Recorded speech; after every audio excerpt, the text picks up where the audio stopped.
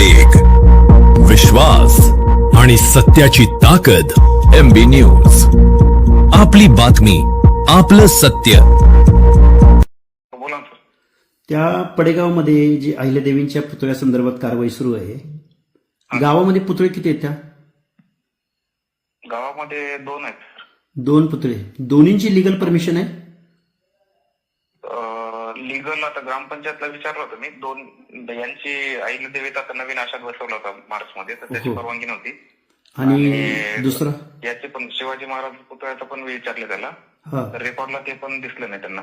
मग तुम्ही मला साहेब मला एक सांगा, मग तुम्ही एका पुतळ्याला पॅक करताय आणि दुसरा पुतळा तसाच राहतोय आणि ती लोक म्हणतायत असं कसं असतं? कशी कारवाई असते अशी? बरं नाही, ते जागा काय झाली, 40 वर्षापासून शिवाजी महाराज तिथं होते म्हणतात. 40 वर्षापासून. अहो साहेब, जागा 40 वर्षापासून आहे, मान्य आहे तुमचं, मान्य. चला, परमिशन घेतली का? लीगल आहे का ते? नाही. मग कसं तुम्ही जागा 40 वर्षापासून आहे म्हणून तुम्ही एकाला एक वेगळा एक न्याय आणि दुसऱ्याला वेगळा न्याय, असं कसं होऊ शकतं बीडीओ साहेब? हो, ते ग्रामपंचायतने केली सर. अहो काय केली ग्रामपंचायतने?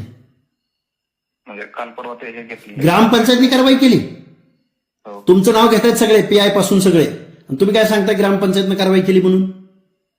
नाही, आता स्थानिक प्राधिकरण असल्यामुळे ग्रामपंचायत. अहो, स्थानिक प्राधिकरण म्हणजे त्या लोकांना 100 150 लोकांना पिंजऱ्यामध्ये भरून नेणं ग्रामपंचायत कार्यालय करते का ही कारवाई? पण एका पुतळ्याबद्दल एक न्याय आणि दुसऱ्या पुतळ्याबद्दल दुसरा न्याय, असं कसं असू शकतं बरं प्रशासन? मी CM ना आता मेल करतोय, मी सगळ्या लोकांशी बोलतोय, मी उद्या येतोय तिथं. असं कसं चालेल बरं? आहेत का परवानग्या? असतील तर सगळ्यांना न्यायानं बसवा, आणि तुम्हाला कारवाईच करायची तर सगळ्या पुतळ्यावर कारवाई करा ना. ग्रामपंचायत मार्फत आपण त्यांना. अहो, ग्रामपंचायतीला कुणी अधिकार दिला अशी कारवाई करायचा? मग एका पुतळ्याला बरं ग्रामपंचायतीनं केला, मान्य आहे, ठीक आहे. लोकल बॉडीनं केला, ठीक आहे, मान्य आहे. मग एका पुतळ्यावर ग्रामपंचायत कारवाई करते आणि दुसऱ्या पुतळ्यावर कशी काय करत नाही कारवाई?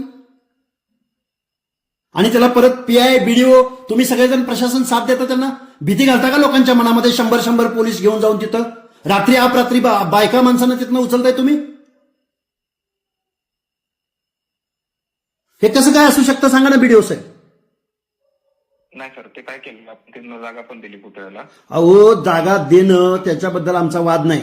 पुतळा महापुरुषांचा बसला पाहिजे का? बसला पाहिजे, त्याच्याबद्दल आमचं काही दुमत नाही. पण तुम्ही कारवाई करत असताना एका पुतळ्यावरती कारवाई करता, लोकांना उचलून नेता, आणि दुसऱ्या पुतळ्यावरती तुम्ही काही बोलत नाही, असं कसं होऊ शकतं हे मला सांगा बरं.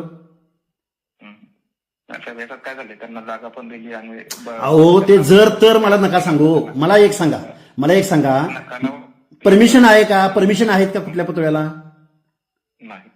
मग कसं काय बरं तुम्ही एका पुतळ्याला वेस्टर्ननं झाकताय आणि एक पुतळा रिकामा राहतोय?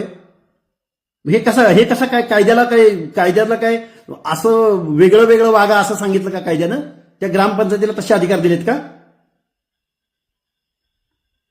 मी CM साहेबांना मेल करतोय, मी SP साहेबांशी बोलतोय, कलेक्टर साहेबांशी बोलतोय, आणि मी वेळ पडला तर मी उद्या तिथं येतोय. साहेब, असं नाही चालणार.